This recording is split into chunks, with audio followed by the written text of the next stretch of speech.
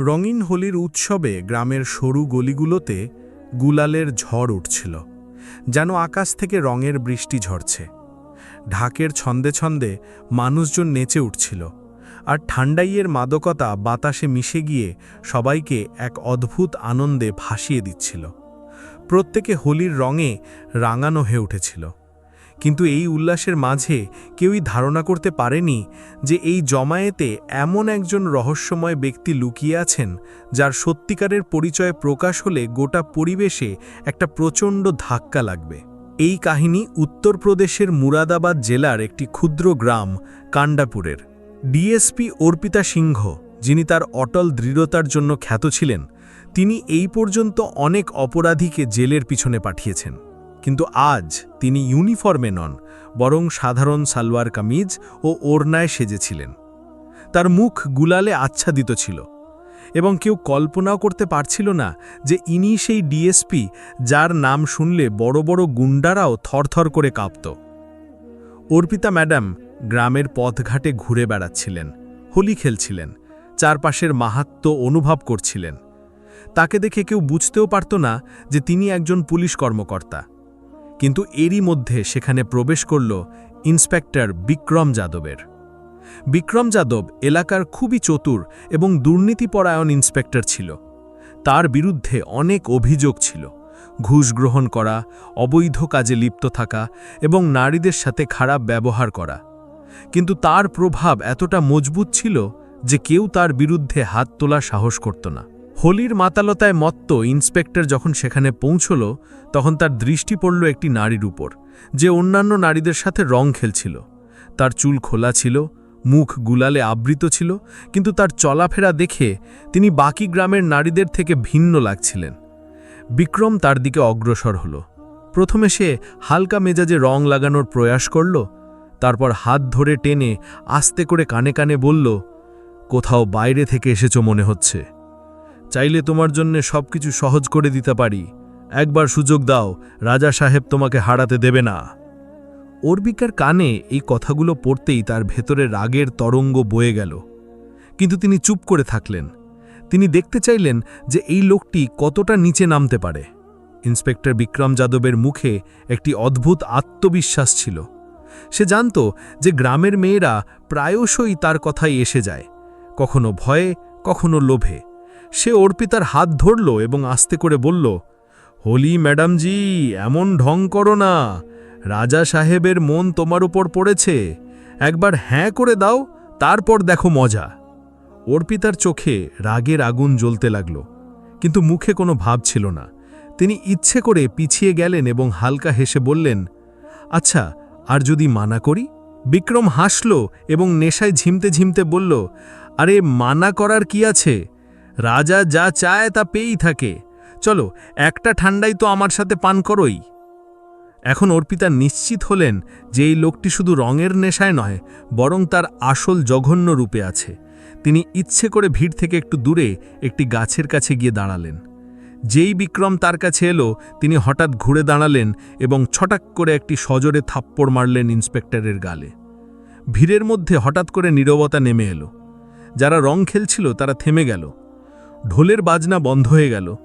সবাই অবাক হয়ে দেখল ইন্সপেক্টর বিক্রম যাদব, যাকে এতক্ষণ পর্যন্ত এলাকার সবচেয়ে প্রভাবশালী ব্যক্তি হিসেবে মনে করা হতো, তার মুখ ফ্যাকাশে হয়ে গিয়েছিল এবং তার চোখ রাগ ও লজ্জায় নত ছিল। সে হতভম্ব হয়ে চিৎকার করে বলল, "শালি, জানিসও কার সাথে ঝামেলা করছিস?" অর্পিতা ঠান্ডা গলায় জবাব দিলেন, "পুরোপুরি জানি। আর এখন তুই জানতে চাস যে আমি তোকে থাপ্পড় কেন মারলাম?" এই কথা বলে তিনি তার ওড়নার কোণা থেকে একটি ছোট ওয়াকিটকি বের করলেন এবং তাতে শুধু একটি কোডওয়ার্ড বললেন, "রেড ইগল অ্যাক্টিভেট।" আর পরের মুহূর্তেই ভিড়ের মধ্যে থেকে ৫-৬ জন দ্রুত এগিয়ে এলো। তারা গ্রামের সাধারণ মানুষ ছিল না, তারা ছিল পুলিশ অফিসার, যারা অর্পিতার এই বিশেষ মিশনের অংশ ছিল। বিক্রমের হুঁশ উড়ে গেল। এ কি হচ্ছে?"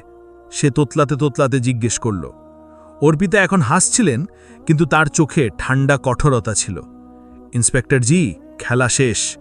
তুমি ভেবেছিলে তুমি গ্রামের মেয়েদেরকে ভয় বা লোভে সহজেই বোকা বানিয়ে ফেলবে, কিন্তু তুমি ভুল সাথে ঝামেলায় পড়েছ ইন্সপেক্টর। আমি মুগ্ধ রঙিন হোলির ছদ্মবেশে তোমার নাকের ডগায় ছিলাম আর তুমি বুঝতে পারোনি। বিক্রমের চোখ বড় বড় হয়ে গেল।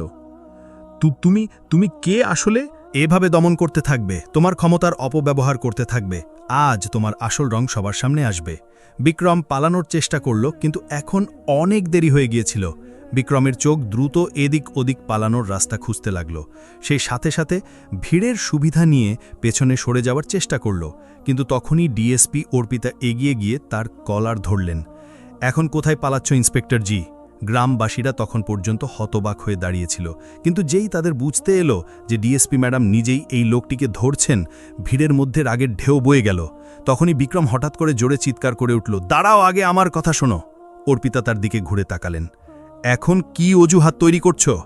বিক্রম ঘাবড়ে গিয়ে ভিড়ের দিকে তাকালো এবং চালাকি করে পরিবেশ বদলানোর চেষ্টা করল। এসব ভুল বোঝাবুঝি, আমি এই মেয়েটিকে চিনতামও না। আমি তো শুধু হোলির জোশে হালকা পাতলা মজা করেছিলাম। এখন যদি হোলিতে রং লাগানাও অপরাধ হয়ে যায়, তাহলে উৎসব কিভাবে পালন করা হবে? গ্রামের কিছু মানুষ একটু ইতস্তত করল। তখনই অর্পিতা একটি শক্তিশালী চাল চাললেন। তিনি তার ফোন থেকে একটি রেকর্ডিং শোনালেন। চাইলে তোমার জন্য সবকিছু সহজ করে দিতে পারি, একবার সুযোগ দাও, রাজা সাহেব তোমাকে হারাতে দেবে না। এটি বিক্রমেরই কণ্ঠস্বর ছিল। গ্রামে উপস্থিত প্রত্যেক পুরুষ এবং মহিলা পরিষ্কার শুনতে পেল যে কিভাবে ইন্সপেক্টর মেয়েদের তার ক্ষমতা এবং লোভ দিয়ে ফাঁদে ফেলার চেষ্টা করত। ভিড়ে একটি বৃদ্ধ মহিলা দাঁড়িয়েছিলেন, যিনি এখন পর্যন্ত চুপ ছিলেন। তিনি একটি গভীর শ্বাস নিলেন এবং আস্তে করে বললেন, আমি আগেও শুনেছিলাম যে এই ইন্সপেক্টর গ্রামের মেয়েদের ওপর খারাপ নজর রাখে, কিন্তু কারো কাছে প্রমাণ ছিল না। তখনই একটি যুবতী মেয়ে ভিড় থেকে বেরিয়ে এলো এবং কাঁপতে কাঁপতে বলল, ম্যাডাম, সে আমার সাথেও বহুবার অসভ্যতা করার চেষ্টা করেছিল, কিন্তু আমি ভয় পেয়েছিলাম, কিছু বলতে পারিনি। এখন পরিস্থিতি বদলে গিয়েছিল। যেখানে প্রথমে বিক্রম নিজেকে বাঁচানোর চেষ্টা করছিল, এখন গ্রামবাসীরাই তার বিরুদ্ধে দাঁড়িয়ে গেল।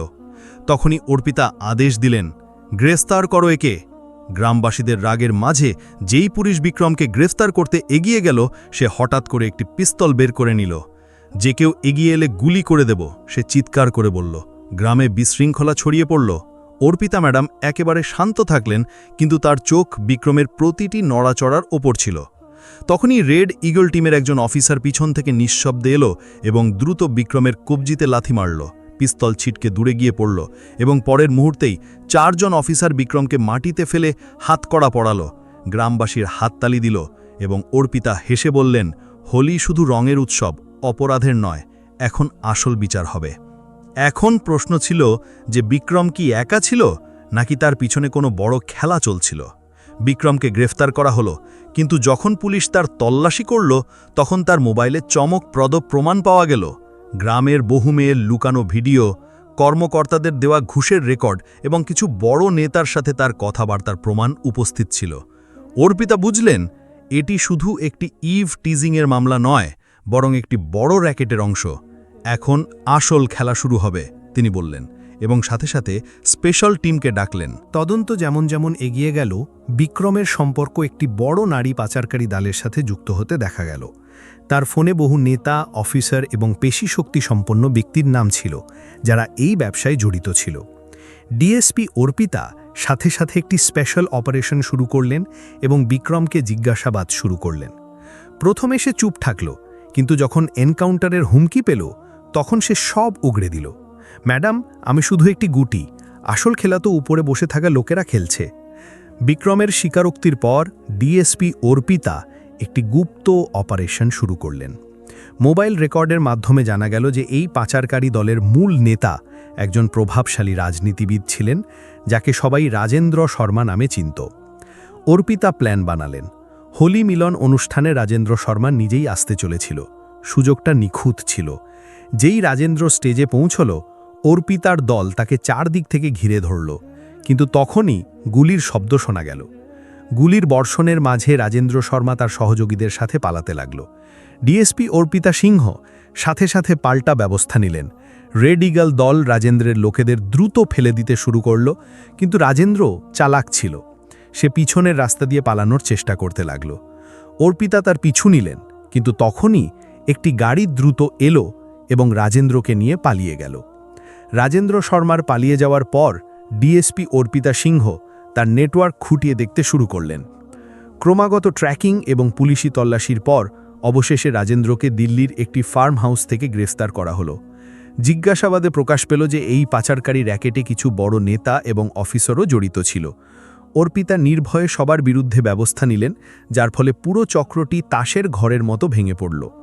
বিক্রমের যাবজ্জীবন কারাদণ্ড এবং রাজেন্দ্র শর্মা ও তার সহযোগীদের কঠোর শাস্তি হল। গ্রামের মেয়েরা এবং মহিলারা অর্পিতা ম্যাডামকে নায়িকার মতো সম্মান দিলেন। হোলির রং এখন আগের চেয়ে বেশি পরিষ্কার এবং সুরক্ষিত ছিল, কারণ মন্দের নোংরামি চিরতরে মুছে গিয়েছিল।